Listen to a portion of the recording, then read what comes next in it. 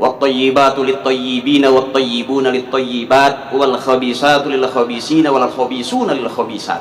Itu kata kiai itu. Ya, benar itu. Kalau laki-lakinya ganteng, perempuannya cakep. Kalau laki-lakinya jelek, perempuannya cakep, merem masih itu perempuan. Emang udah gak ada lagi yang cakep? Ya. Punya suami hitam nggak apa-apa kata Ustaz Ila, asal satu ditepak jangan ngebul. Itu bukan orang, udah separuh oncom. Gini, jadi kita ngobrol aja lah, ngobrol, jangan serius-serius ini mah ya. Saya sambil duduk juga nggak apa-apa karena emang saya bukan ustadz beneran. Udah alhamdulillah, karena kebetulan bapak mualim, engkong kiai, cucu kebagian, itu aja. Itu doang berkahnya tuh. Beruntung kita punya orang tua bener, anak bener. Kalau kita bapak pejabat, anak nggak jadi pejabat, malu. Tapi bapak bukan pejabat, kita jadi pejabat, cakep berarti. Tapi kalau bapak benar, emak benar, kita nggak benar, berarti jelek kita. Ukurannya kita kesinggung, bapak benar, emak benar, anak juga mesti benar, kira-kira begitu. Sedikit nih tentang kawin. Apa yang disebut dengan nikah? Besok kan akad nikah ya? Ya, dikit dah. Nikah itu adalah enak. Jadi kalau orang yang nggak nikah, yang nggak mau nikah sampai sekarang, berarti dia nggak tahu yang enak-enak. Karena nikah adalah enak. Masuk kamar enak, duduk di pelaminan enak, tanda tangan disaksiin enak, besok sampai kita di kamar walaupun malamnya berasa sakit, paginya sakitnya juga sakit, enak. Berarti nikah itu adalah enak. Udah segitu aja sahabat ya. Nyari duit goceng.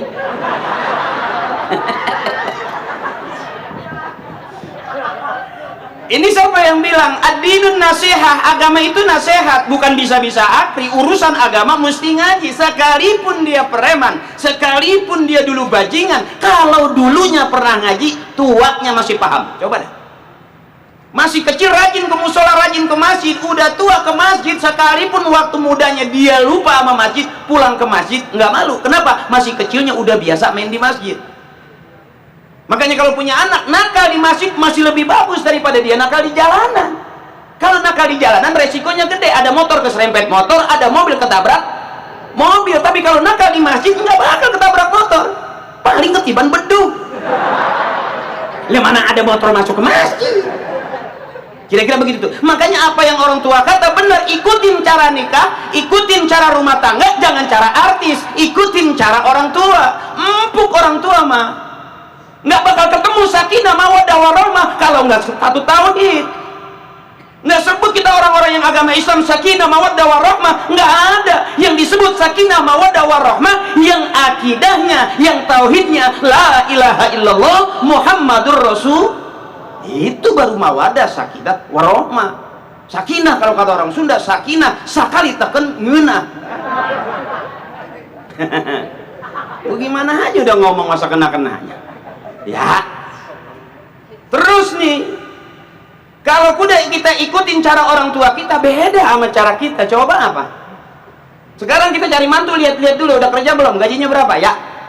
Dulu orang tua kita cari yang ngerti agama, cari yang bisa ngaji, cari yang mau ngikut tahlil. Punya mantu rajin ngikut tahlil, mertua nggak bakal susah. Coba apa? Iya, nggak bisa beliin daging, nungguin aja tadi ada yang mati. Ngikut nih tahlilan, lah. Makanya jangan pakai anti tahlil, orang sekarang nggak pantas turunan kita. Makanya disebut itu seakidah, itu benar. Nggak bakal ketemu sakinah mawaddah warahmah, nggak bakal ketemu. Anak yang soleh soleha nggak ketemu. Makanya kenapa kata orang tua, kalau punya orang tua benar, anak bakal nyusul benar. Termasuk kita hidup sampai sekarang karena siapa? Bisa jadi karena orang tua kita, bukan karena kita. Sebelum kita lahir, orang tua kita sudah ada. Sebelum kita kenal Allah, orang tua kita sudah rajin zikir kepada Allah. Cakep tuh. Kira-kira begitu dah, dipas-pasin aja dah. Ini memang nggak pakai DP. Ya kira-kira ini dipas-pasin aja. Ikutin cara orang tua kita, jangan ikutin cara artis. Nggak bisa model kita. Lihat Raffi Ahmad, dia nikah, wow luar biasa, mewah, miliaran habisnya. Coba ukuran kita, nikah ngikutin dia, habis banda. Makanya ada 3 hukum di negara kita. Ada hukum agama tuh, ke KUA nikahnya.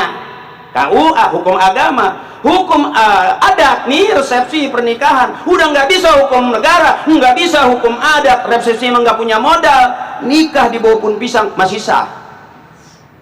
Coba apa? Orang tua kita dulu ada yang rame-rame, di bawah pohon pisang nikah, tetap netes. Sebab apa itu yang disebut nikah? Ada beberapa. Boleh nikah. Yang pertama, sah itu nikah kalau sama-sama orang. Lah kalau yang satu orang, yang satu kunyuk, nggak sah nikahnya. Lama yang satu udah memakai dandan kepakaian gaun pengantin, nungguin bininya turun dari pohon, nggak sah. Artinya apa? Sama-sama orang. Istri menganggap suaminya orang, suami menganggap istrinya orang. Sebab coba lihat, kalau udah marah, hilang itu bahasa manusia. Nggak sedikit suami kesel, ngomong sama bininya, mengkunyuk lu. Ada di tempat saya gitu, mengkunyuk emang susah dibilangin lu, merah. Kalau udah kesel, keluar bahasa itu. Dasar bodohnya laki-laki, sore dia katain kunyuk, itu malam dia pengen kunyuknya pakai juga. Apa kata bini? Tadi gue dikunyuk-kunyukin, sekarang aja gue dipanggil yayang-yayang. Yang bagaimana lagi, emang cuma ada sekunyuk-kunyuknya. Yang pertama akidahnya. Makanya orang tua kita kalau seakidah aman udah, karena ukuran kita biar nggak rajin ibadah, nggak kafir aja udah cakep tuh kata kiai itu. Sebab kita sekalipun kita rajin ibadah belum masuk kategori ahli ibadah. Sembahyang kita pikirannya kemana? Lebih banyak urusan rumah tangga, urusan dunia daripada urusan kita. Ini kira-kira begitu deh. Dipas-pasin aja bang ya, namanya emang ini mah ngomong itu bagaimana sih ya, akal-akalan nyari makan gitu. Kelihatan aja ceramah kayak ustadz, padahal malah lagi nyari DP ninja. Lihat orang tua kita, kenapa saya bilang yuk kita tiru rumah tangganya, rumah tangga orang-orang tua kita. Sabarnya luar biasa. Emak sampai sekarang dia jadi nenek-nenek nggak maksa jadi orang kaya, nggak punya kreditan, nggak punya utang. Coba cek kita di rumah kita, hampir nyaris semuanya. Serumah di dalam rumah itu belum tentu ada yang lunas. Coba pulang ntar lihat motor udah lunas apa belum, masuk ke dalam ada TV, ada kulkas, udah lunas apa belum, terus ke dapur ada kompor, ada rice cooker, udah lunas apa belum. Nggak usah dijawab. Pagi kita dorong jendela, bunyinya tuh jendela udah paham, kredit. Emang engselnya kering ya. Makanya orang tua kita nggak punya duit tetap curhatnya sama Allah. Makanya kata kiai, tempat curhat yang sebenarnya adalah Allah. Lihat orang tua kita rata-rata senang curhat. Pinter para orang-orang soleh ngerayu Allah. Bangun malam ngerayu Allah, tahajudnya, zikirnya pagi, habis subuhnya, duhanya ngerayu Allah, cakep itu. Makanya orang tua kita nggak maksa pengen kaya. Nggak punya duit pegang dada, la ilaha illallah. Mau masak nggak punya beras, la ilaha illallah. Mau nyuci nggak punya sabun, la ilaha illallah. Mau kondangan nggak punya duit, la ilaha illallah. Sampai suami nggak pulang-pulang, la ilaha illallah. Bapak lupa ya, udah ketahuan banyak urusan nggak pulang-pulang. Tauhidnya orang tua kita luar biasa. Beda. Kita nggak punya duit, bini udah ngomel mulu ya. Coba orang tua kita enggak, diem aja. Ya Allah tuh. Makanya kalau belajar rumah tangga, belajar sama orang-orang tua kita.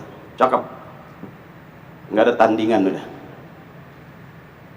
Pusing, nggak punya duit, la ilaha illallah, hari-harinya karena dia percaya bahwa la ilaha illallah, kata Kiai, Allahu ghaniyun 'amman siwa. Allah maha kaya, semua makhluk butuh Allah. Jadi kalau punya kita jadi bini, Pak, benar kata Ustaz Sile, kalau saya nambahin doang udah, yang rajin ibadah cakep dah. Cuman kita serajin-rajinnya kita belum masuk kategori ibadah. Allahu Akbar dalam sholat kita sebut Allahu Akbar, Allah maha besar. Tapi begitu kita sholat, Allah ternyata enggak besar. Yang lebih besar adalah urusan kita, rumah tangga kita, kebutuhan kita.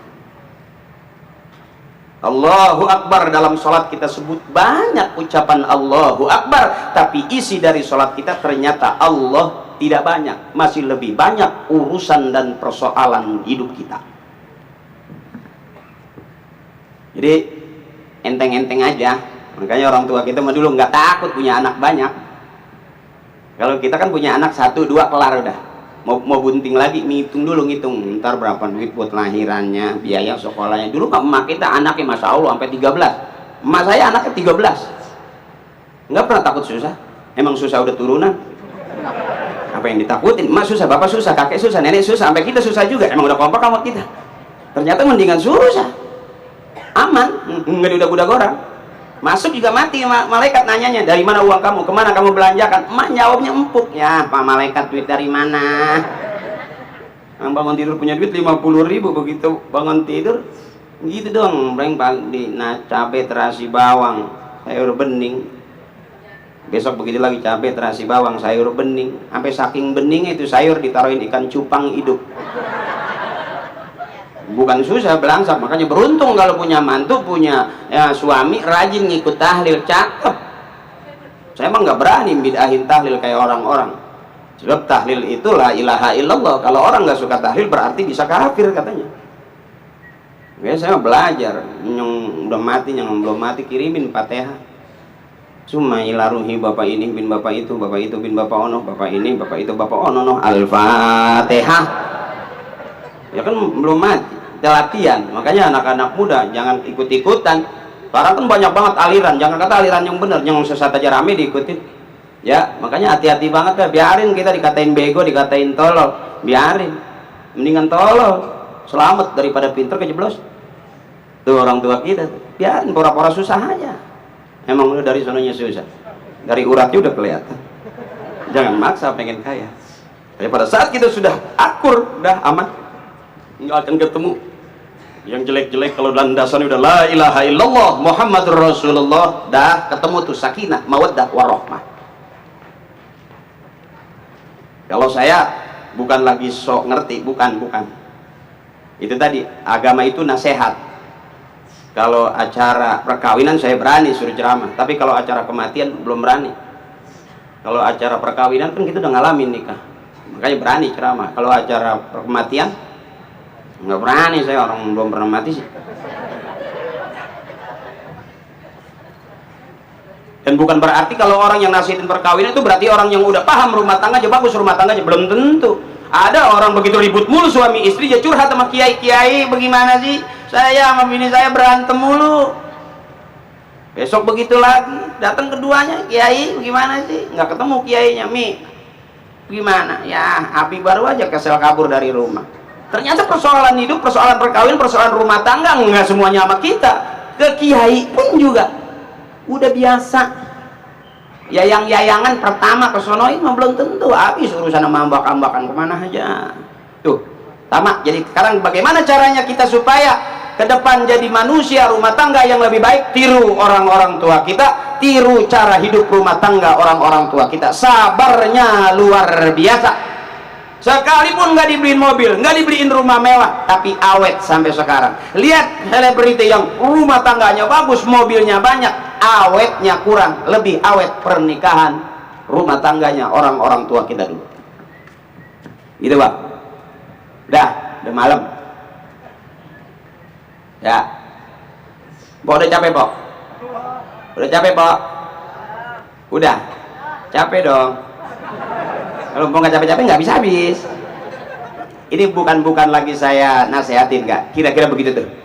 Jadi model-model kita ukurannya, sekalipun benar belum tentu kita bisa jadi ahli ibadah. Dari zamannya, hidupnya, urusannya udah tidak sama lagi seperti urusan orang-orang tua kita. Masya Allah, luar biasa.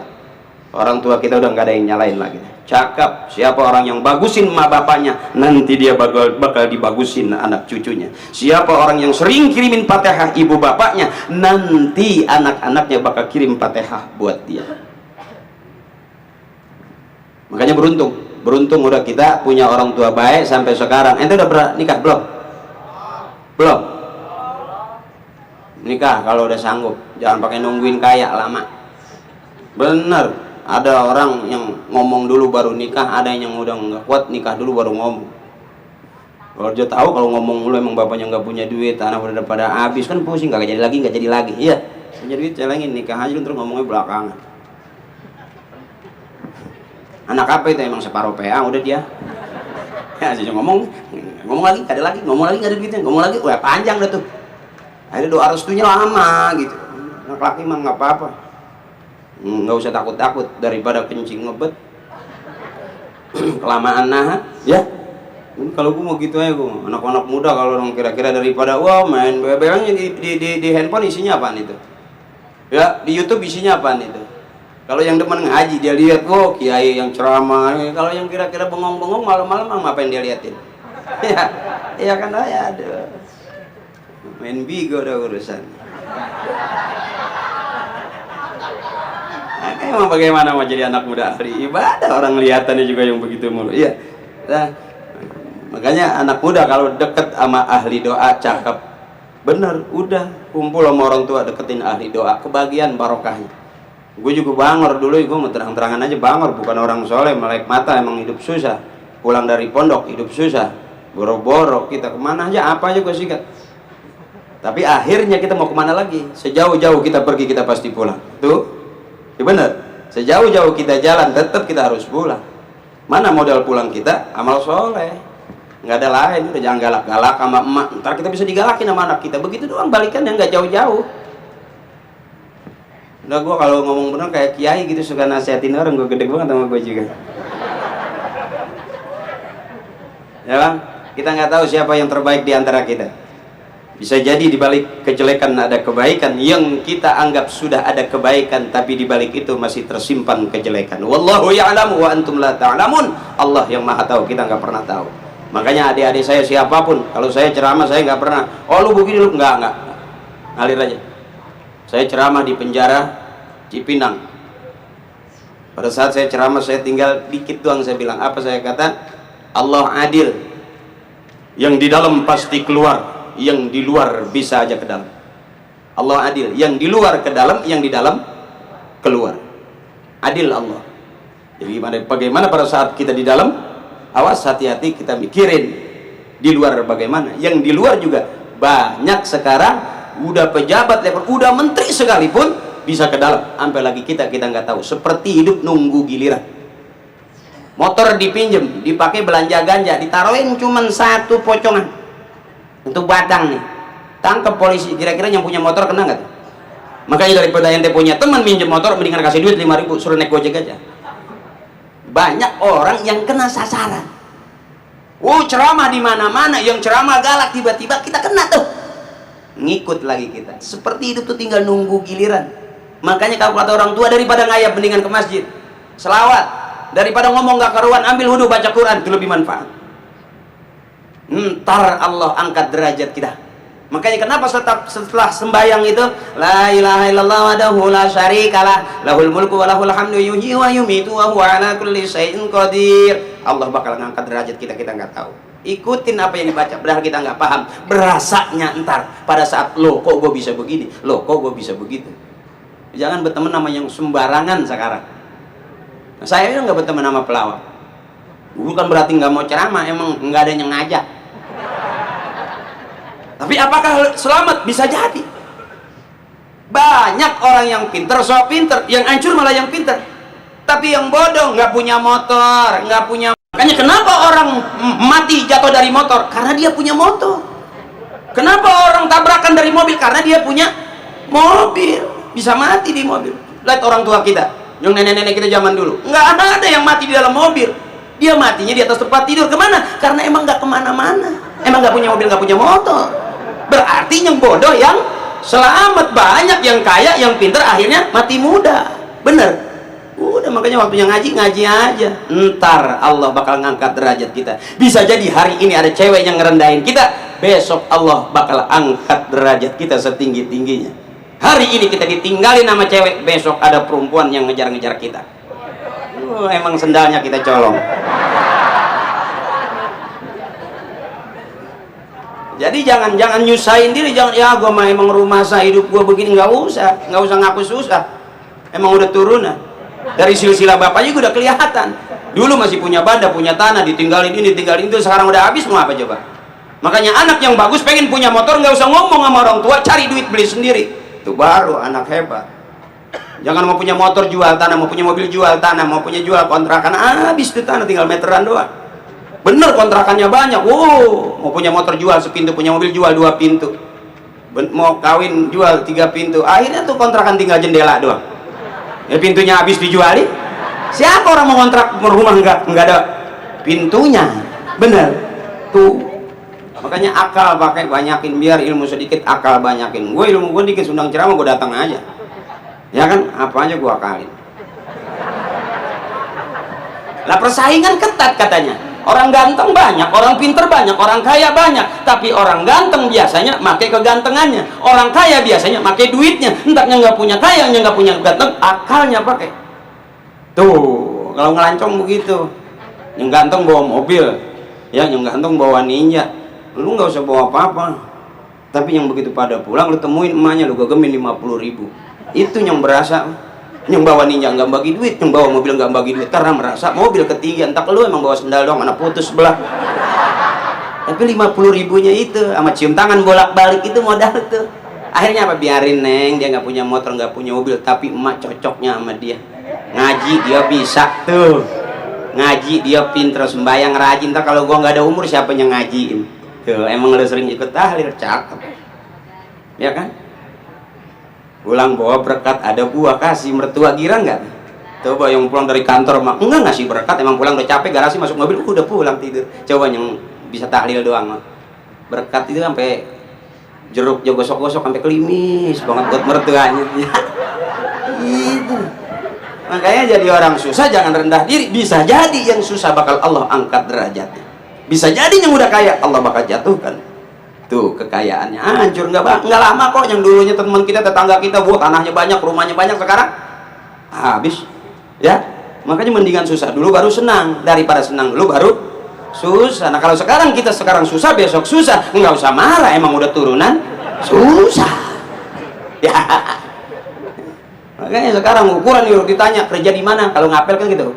Mertua sekarang nih, empom-empom sekarang lebih seneng ngelihat satu bawa ninja, ya kan, masuk deh, ada tuh sushi di dalam, ya, entak yang bawa kain sarung, no dijemput ngaji, no jemput ngaji bahasanya, bener.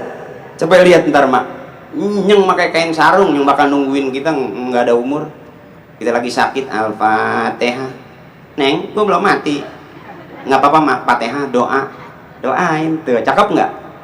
Cakep mak, jangan pakai ditanya kerja di mana, gajinya berapa, udah punya rumah belum, anak keberapa. Entak yang bawa motor aja masuk deh, motornya ganti lagi besok, wah Jakarta orang kaya nih, nggak taunya Gojek, makan dah tuh ya. Biarin, nggak usah dandanin muka biar ganteng, nggak usah. Ini aja rapihin. Lihat orang-orang soleh rumah tangganya pinter ngerayu Allah, pagi sore siang malam. Punya mertua rajin ngerayu Allah, punya emak rajin ngerayu Allah. Aman udah kita, kebagian doa orang-orang soleh. Coba udah bapak jarang di rumah, emak juga nggak jelas. Yang kita mau kemana coba? Ke rumah teman juga nggak ngaku, asal mampir ke rumah orang, nasi habis, rokok habis, gara-gara kita nggak ada teman kan. Akhirnya ikutin kiai, mendingan duduk dekat kiai, itu makanan paling cakep, paling pinggir, udah pisang petot, jeruk udah embak, nggak ada bakal ketemu yang cakep-cakep.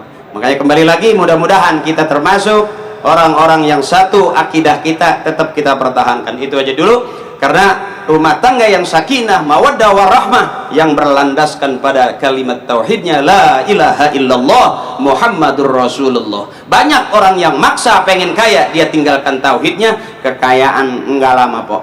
Kalau empok pengen kaya, cari mantu, biarin kaya, yang penting hebat, enggak usah saat seiman juga, benar. Begitu empok kawinin rumah tangga anak empok, bener kaya, tapi dunia doang, akhirat nggak dapet apa-apa. Kalau hari ini kita maksa pengen punya mantu yang kaya tapi dapat juga yang susah, alhamdulillah, karena kita juga memang bukan orang kaya. Jadi kumpul, nggak mantu, nggak anak, nggak cucu, semuanya kumpul, labelnya di rumah orang susah. Tapi sesusah-susahnya kita masih tetap cakep hidup di zaman sekarang. Dah, jangan panjang-panjang dah. Udah capek Ustadz Tile, udah, saya udah, malam juga udah, Masya Allah udah jam 12:30. Enggak, kan jam saya rusak.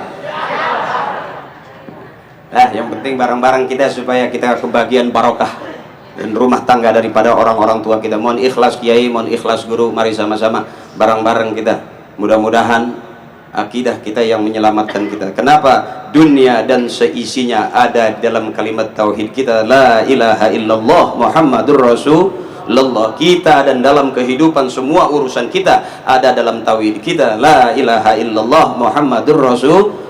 Bareng-bareng, la ilaha illallah,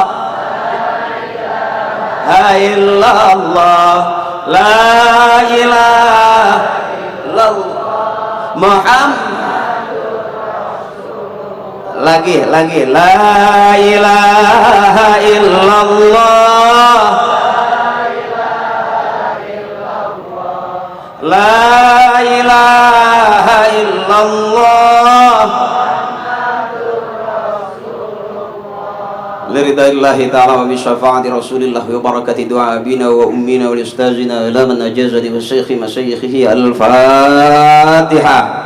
A'udzu billahi minasyaitonir rajim. Bismillahirrahmanirrahim. Alhamdulillahi rabbil alamin arrahmanir rahim maliki yaumiddin. Iyyaka na'budu wa iyyaka nasta'in. Ihdinas siratal mustaqim. Siratal ladzina an'amta 'alaihim ghairil maghdubi 'alaihim waladdallin. Rabbi ighfir lana wa liwalidina wa lijami'il muslimina wal muslimati amin. Nah, itu saja dari saya, kurang lebihnya doanya ada. Ustadz kita, guru kita, kita tabarukan ya, orang-orang tua kita sama guru-guru kita. Mudah-mudahan kemana lagi kita bergandeng kalau bukan dengan orang-orang tua kita. Mohon maaf saya ceramah belum bisa ngeluarin ayat. Kenapa? Karena emang belum hafal. Jadi kurang lebihnya mohon ikhlas. Mudah-mudahan keikhlasan itu jadi tambah amal ibadah buat kita semuanya. Amin. Emak sehat, abang sehat ya. Emak sehat, bapak sehat, anak-anak sehat. Sehat yang manfaat buat ibadah. Amin. Doain saya juga. Kita bukan apa-apa, kita nggak tahu rahasia Allah yang terbaik di hadapan manusia, belum tentu dia menjadi yang terbaik di hadapan Allah. Mudah-mudahan audisi ini mengingatkan kita, hidup bakal pulang dan modal pulang kita falyamal amalan sholiha, beramal soleh, berbuat baik. Mudah-mudahan anak-anak kita baik, ibu bapak kita baik, semuanya baik, yang kita makan baik, dunia kita ketemu kebaikan, akhirat kita ketemu kebaikan, karena surga hanya ditepuh dengan jalan kebaikan. Itu saja yang dapat saya sampaikan, kurang lebihnya mohon maaf, mohon ikhlas, seikhlas-ikhlasnya. Sekali lagi mudah-mudahan keikhlasan itu jadi tambah amal ibadah buat kita semuanya. Badiru bil a'malis shalihah wa rafa minkum. Assalamualaikum warahmatullahi wabarakatuh.